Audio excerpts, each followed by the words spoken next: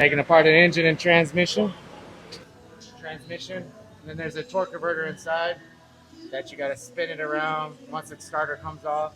And then you get all the torque bolts. Usually there's like a access panel on this one. It's like a little hole, and you'll see the bolts while you're spinning. And then once you take that off, all the transmission and separates.